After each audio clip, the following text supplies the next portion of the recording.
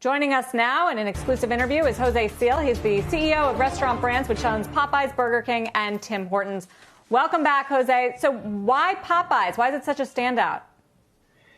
Well, thanks for having me. I think Popeyes the team's done a great job of engaging with our customers here in the U.S. Obviously, the launch of the chicken sandwich at the end of last year was a big impact. It brought a new consumer to our restaurants.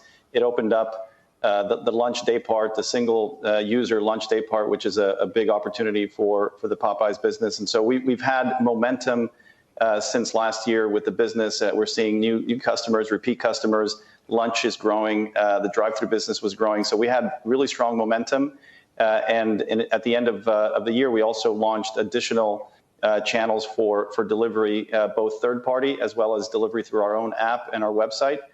All of those have been really important during the crisis. So as we shifted to a shutdown and everyone was staying at home, our delivery business grew. We were able to pivot and communicate much more around family bundles, and our big family offerings have worked quite well in delivery, along with the chicken sandwich. And we're seeing essentially all of our business at Popeyes, from ancillaries to beverages to bone-in chicken, as well as the sandwich and boneless chicken growing. And I'm really proud of the work that the franchisees and our teams are doing to be able to deliver all of that safely and consistently across America. Still riding that fried chicken phenomenon that we saw before the pandemic. Jose, what about Burger King? Why negative? I mean, you've outlined a number of steps that Popeyes has taken to do delivery and pickup, and I assume you've been doing that at Burger King as well. So why aren't you seeing that return to growth as states have reopened and people have started going out? We have about 20% of our restaurants, the dining rooms opening up at this point in the U.S., and so Burger King is beginning to see momentum in the dine-in business.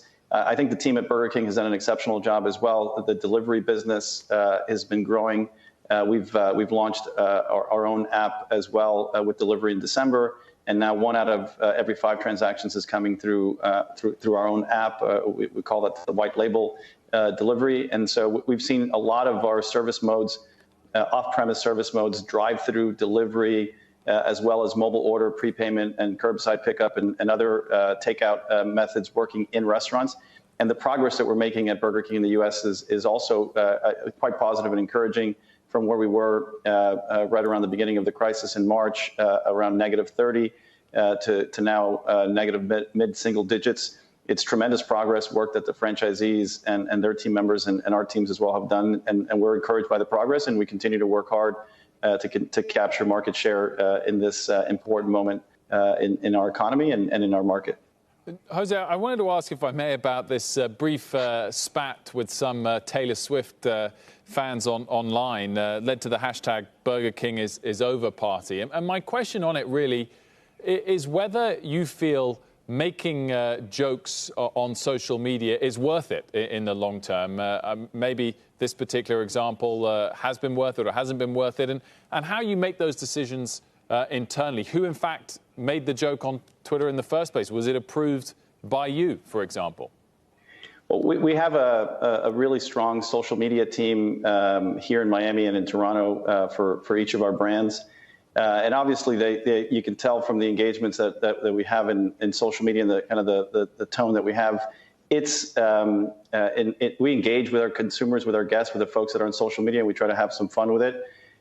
We meant no disrespect whatsoever to Taylor Swift. We're big fans, and we respect the work she does. And we certainly didn't wake up yesterday with the idea of being on the other side of Swiftie fan base that she has. And we feel good about the work that we do and proud of the work that we do. And we continue to want to engage our guests on social media. Well, thank you for clearing that up, Jose. It was a big topic for us. As far as safety is concerned, what are you doing in your restaurants, especially, those that don't have that large square footage and people are afraid? We're told to social distance. We're told that the super spreaders really can have an impact indoors in high traffic places like restaurants. How do you deal with some of those issues?